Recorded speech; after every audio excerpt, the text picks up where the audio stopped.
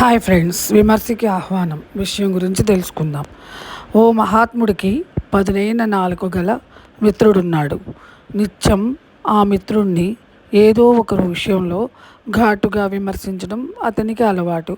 ఓ రోజు ఓ శిష్యుడు ఆ మహాత్ముడు చెంతకి వచ్చి చెప్పాడు, గురూజీ, మిమ్మల్ని రోజు ఘాటుగా మాటలతో విమర్శించి హింసించే మీ మిత్రుడు మరణించాడు అని. అయ్యో, ఎంత పని జరిగిందయ్యా! నాలోని అహాన్ని అణిచివేసి నా ఆధ్యాత్మిక మార్గదర్శి పోయాడా అంటూ ఆ మహాత్ముడు కళ్ళనీళ్లు పెట్టుకున్నాడు. సద్విమర్శ మనల్ని సరైన దారిలో పెడితే, కువిమర్శ మనలోని అహాన్ని అణిచి సహనాన్ని పెంపొందిస్తుంది.